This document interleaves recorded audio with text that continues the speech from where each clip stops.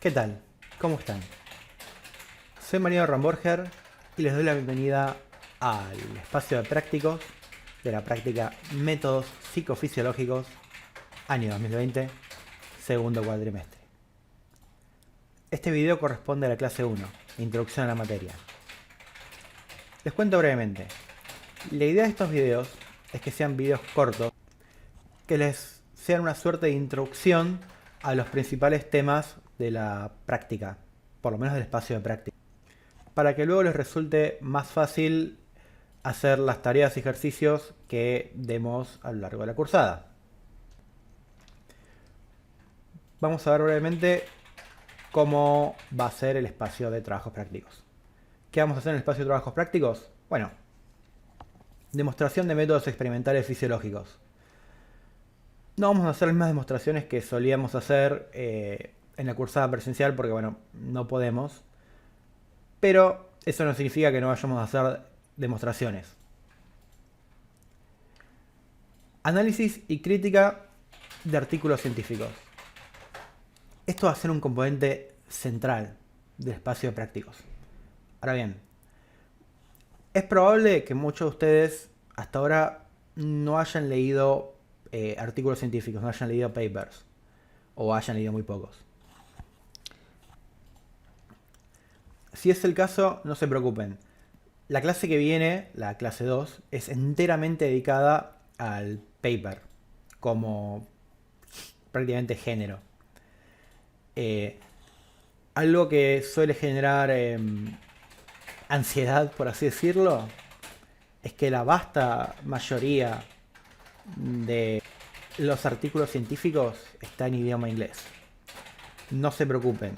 En base a experiencias anteriores de cursada, elegimos que la mayoría de los papers que se van a trabajar, por lo menos al principio, están en español.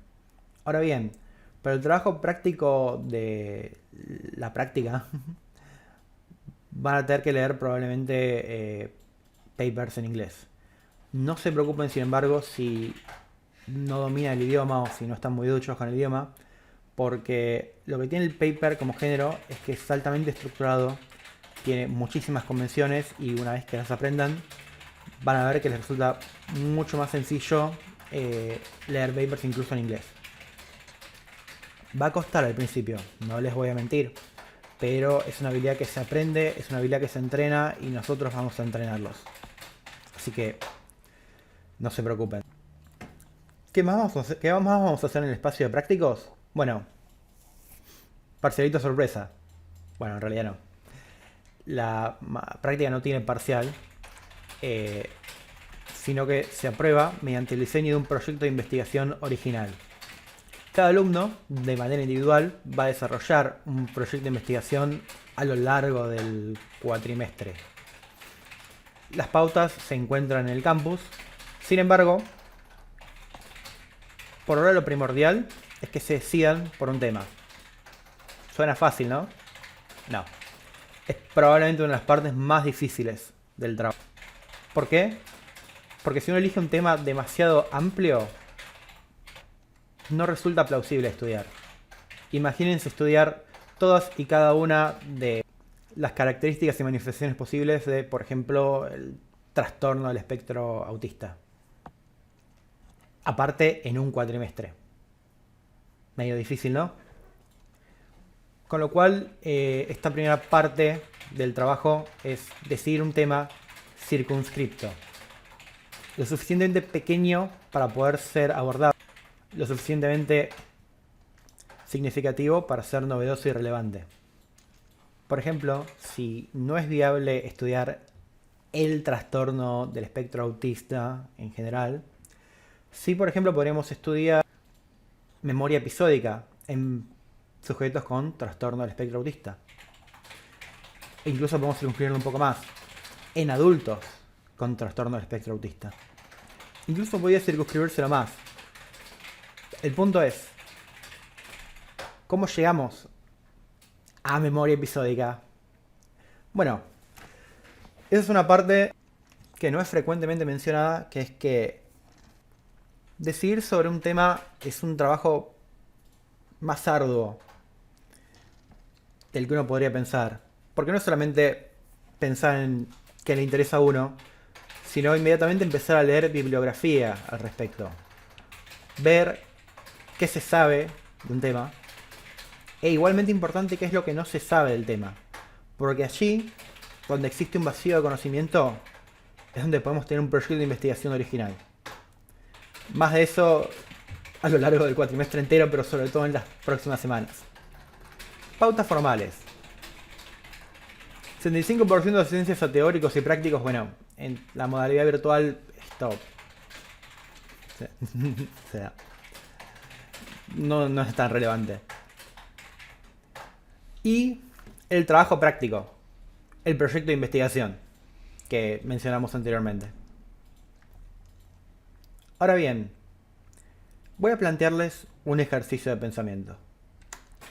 Imaginen una caja. No pueden ver lo que está dentro de la caja.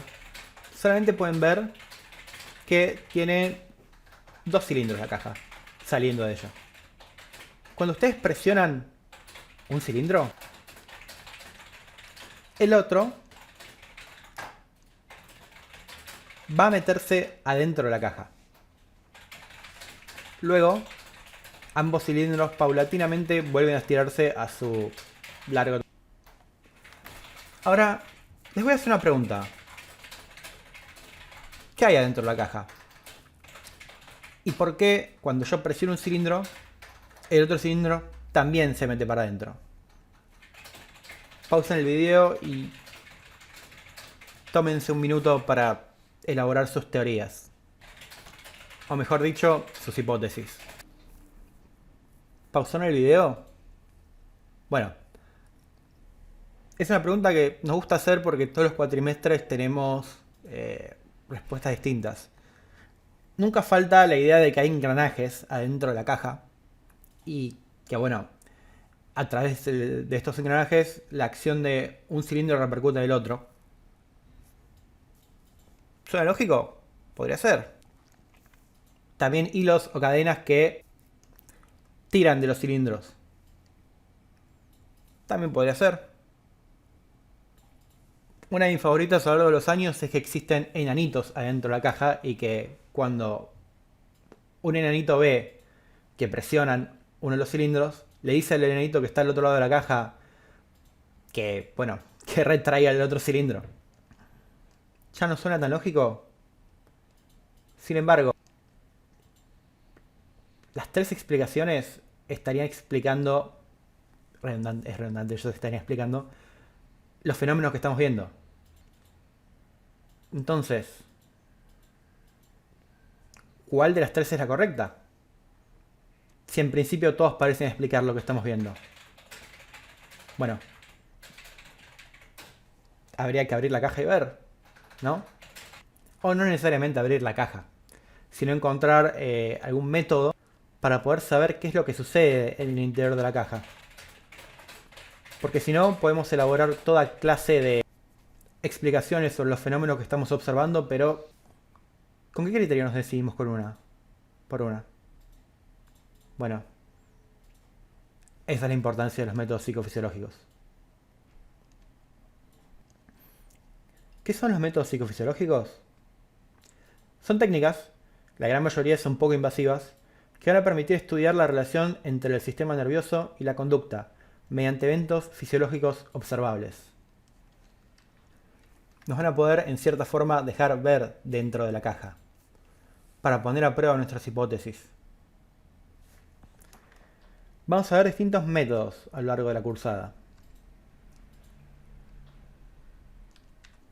Uno de ellos es la respuesta electrodérmica, o respuesta galvánica, o Skin Conductance Response, SCR. De esta probablemente tengamos alguna demostración porque yo hice un aparato de esto hace una semana. Dicho brevemente, se basa en que existen glándulas sudoríparas que son sensibles a estímulos emocionales y que cambios en ellas conllevan cambios medibles en la conductancia de la piel. Estos cambios son productos de la activación del sistema nervioso autónomo, es decir, que no están bajo control voluntario y mediante esta sudoración emocional, por así decirlo, se pueden estudiar respuestas emocionales a estímulos. Ahora bien, trabajando con esta técnica hay muchísimas precauciones que hay que tomar para asegurarnos de estar midiendo lo que efectivamente queremos medir, pero como este es un video de presentación, vamos a ver más respecto a la técnica en su clase correspondiente. Seguramente la conozcan o la tengan de vista porque suele aparecer cuando hacen el polígrafo.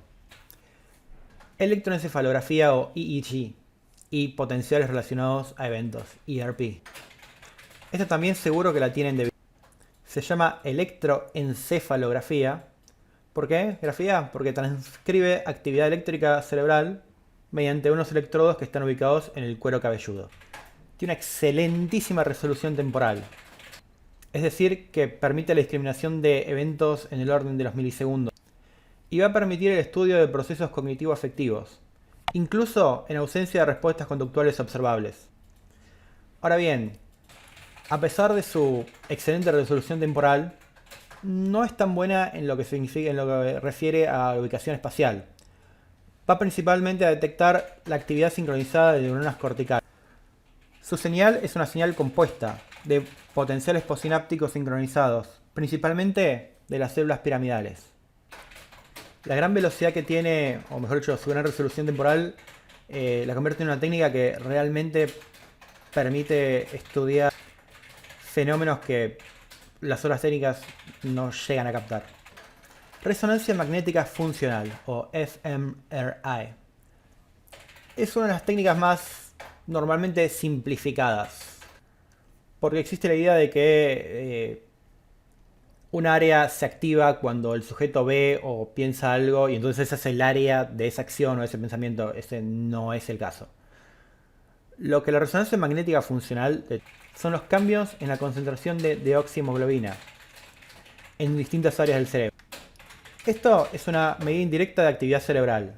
Entiende que si una determinada área cerebral está consumiendo más oxígeno, este aumento de actividad metabólica está relacionado a un aumento de la actividad en esa área. Tiene una muy buena resolución espacial. Permite ver el cambio en esta señal en áreas discretas, pero tiene una resolución temporal no tan buena. Tiene una demora que hay que tener en cuenta a la hora de hacer diseños experimentales. Gran parte de la clase de fMRI se trata de cómo trabajar con esta característica de la técnica. Y permite estudiar la actividad en reposo o inducida por tareas durante una prueba. Electromiografía facial. FEMG. Es una técnica que va a permitir, mediante la colocación de electrodos en distintos puntos de la cara, que se condicen con distintos músculos, va a permitir monitorear la actividad de esos músculos faciales. Generalmente estos músculos se encuentran asociados a la expresión de emociones básicas. Es una actividad que no es invasiva, el sujeto no siente dolor por esto, pero es obstrusiva. Tener los electrodos pueden modificar la respuesta. Lo importante es que permite la detección de movimientos rápidos y sutiles, que no llegan incluso a ser visibles al ojo humano desnudo, incluso al ojo humano entrenado. Esto ya lo dije, los electrodos, de vuelta, se ubican en músculos involucrados en la expresión de emociones básicas, como pueden ver en el diagrama de la izquierda. Estimulación magnética transcraneal, TMS. Los que recuerden neurofisiología y los que hayan cursado neuropsicología saben que mucho de lo que se sabe del funcionamiento del cerebro se da mediante el estudio de lesiones. Sujetos que han tenido lesiones en áreas específicas del cerebro y que han dado fenotipos conductuales que nos han permitido hacer inferencias sobre qué funciones tenían esas áreas del cerebro que fueron lesionadas. Ahora bien, por motivos éticos, no sería correcto, de hecho no sería correcto para nada, hacerle una lesión a un sujeto para ver en qué está involucrada el área lesionada. Pero la alternativa sería esperar que caigan sujetos con, entre comillas, lesiones interesantes. Bueno, la TMS permite estimular ciertas áreas corticales del cerebro y permite alterar temporalmente su función. Y luego, mediante el estudio del comportamiento mientras esta área está temporalmente alterada, podrían hacerse inferencias sobre el rol de estas áreas. Algo importante es que su aplicación reiterada puede modificar la excitabilidad cortical y este efecto puede transmitirse transinápticamente. Si bien esto tiene un uso en la investigación, hay un área creciente que estudia el potencial terapéutico de esta técnica. Por ejemplo, en depresión. Vamos a ver, antes de cerrar este video, un breve repaso sobre el método científico. ¿Qué es el método científico? Una definición acotada podría ser que es una forma de construir conocimiento válido. Pero además es un método. Y como método, tiene una metodología. A la izquierda pueden ver una serie de hitos, un poco arbitraria tal vez, de hecho bastante arbitraria, sobre la construcción del conocimiento científico. A la derecha ven un esquema. Hacer una pregunta, investigar lo que se sabe del tema hasta el momento del estudio, construir una hipótesis, y esto es importante. La hipótesis tiene que ser construida en base a esa investigación que se hizo sobre lo que se sabe sobre el tema. Y bueno, también, todo hay que decirlo, uno trae un cierto bagaje personal a la hora de construir una hipótesis. Lo importante es que sea coherente con lo que uno investigó al respecto. Y lo importante es que estas hipótesis tienen que ser testeadas con un experimento, porque si no se queda sencillamente en una idea. El experimento tiene que estar bien diseñado, las variables tienen que estar bien controladas. A partir del experimento se recaban datos que van a ser analizados y luego la hipótesis se puede confirmar o rechazar. Pero es importante que lo que se aprendió a lo largo de esto nos haya dado como queríamos o como esperábamos o no. Eso tiene que ser comunicado para sumar el cuerpo de conocimientos.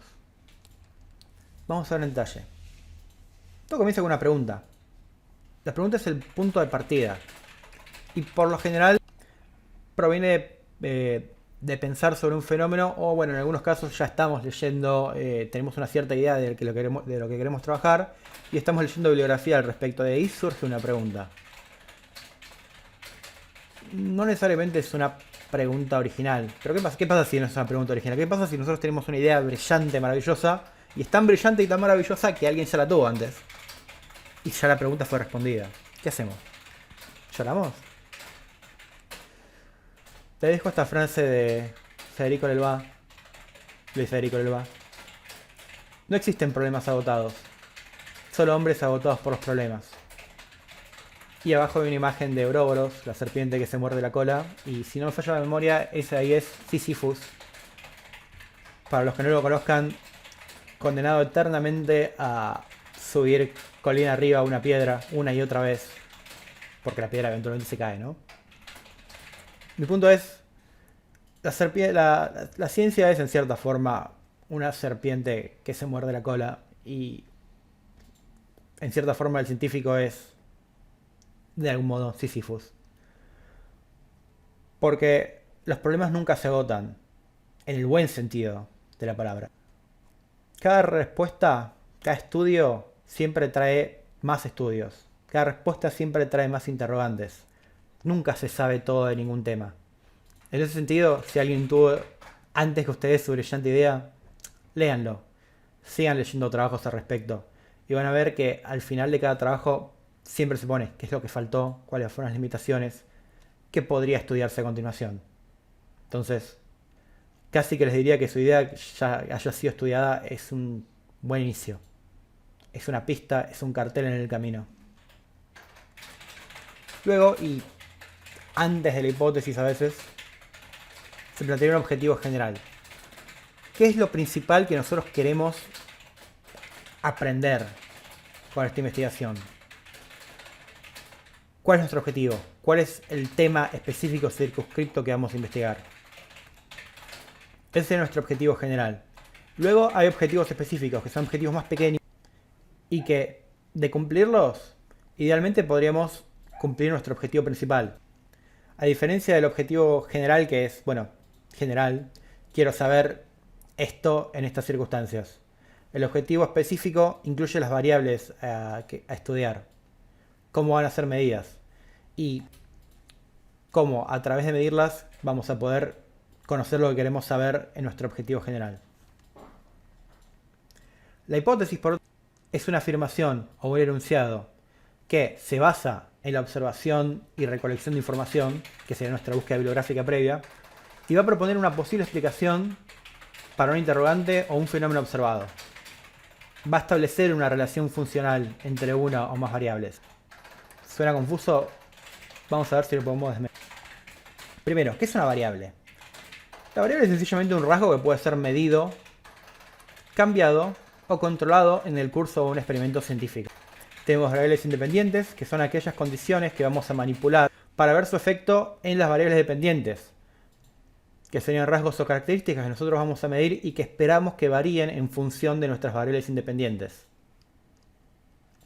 Por ejemplo, si yo estoy queriendo probar una nueva terapia para un trastorno, podría dividir a un grupo de sujetos con ese trastorno entre dos tipos de terapias. Una ya existente, o lista de espera, y mi nueva terapia que yo quiero probar. Entonces yo estoy manipulando ese tipo de tratamiento. Sería mi variable independiente. Es una variable que yo estoy manipulando para ver el efecto en dónde. Por ejemplo, los niveles de ansiedad del sujeto. O los síntomas de ese trastorno para el sujeto, que será nuestra variable dependiente. Por otro lado, existen variables que se denominan variables contaminadoras, que pueden influir en mis otras variables y pueden dar lugar a asociaciones espurias y que tienen que tratar de ser controladas o eliminadas. Por ejemplo, si yo quiero probar este tratamiento, tendré que asegurarme de que ninguno de los sujetos de mi estudio esté, por ejemplo, tomando una medicación que module o tenga efectos sobre los síntomas que tengo marcados en mis variables dependientes. Porque, por ejemplo, podría estar haciendo este estudio y después descubro que los sujetos de mi terapia alternativa, mi terapia nueva que estoy estudiando, tiene una remisión muy marcada de los síntomas, muy rápido, y después me vengo a enterar que todos están tomando ansiolíticos. Nada, no estaría bueno, ¿no? Por eso las variables contaminadoras hay que controlarlas. Bueno, finalmente les dejo la noción de experimento, que es un estudio en el que son manipuladas una o más variables independientes, que serían las supuestas causas, porque estarían modificando los resultados en la variable dependiente. O sea, lo que se analiza son las consecuencias de estas supuestas causas en los supuestos efectos, que serían las variables dependientes, en una situación controlada por el investigador. Es decir, que nosotros manipulamos las independientes, controlamos las contaminadoras para ver sus efectos en las dependientes. Como último, les dejo los tipos de diseño. Tenemos un método correlacional que permite hacer una descripción. Permite hacer inferencias sobre la relación entre las variables sin manipularlas. Es decir, en este caso no habría variable independiente. Solamente vemos dos variables y vemos cómo covarían. Luego tenemos el método cuasi experimental, que va a permitir contrastar hipótesis. En este caso ya tendremos una variable independiente o más y variables dependientes. Pero ¿qué pasa? En este caso los sujetos no son distribuidos al azar entre el grupo experimental y el grupo control, entre los grupos. Con lo cual el estudio pierde un poco de potencia. Y finalmente tenemos el método experimental, que tiene las ventajas del método cuasi experimental, pero aparte los sujetos son distribuidos al azar entre los grupos. Bueno, eso fue la clase 1 del espacio de prácticos y espero que les haya servido. Pueden dejarme comentarios. Para dudas por ahí conviene que usen el campus o... Bueno, para los dos por ahí conviene que usen el campus. Pero si quieren dejar comentarios, siéntanse libres. Chao.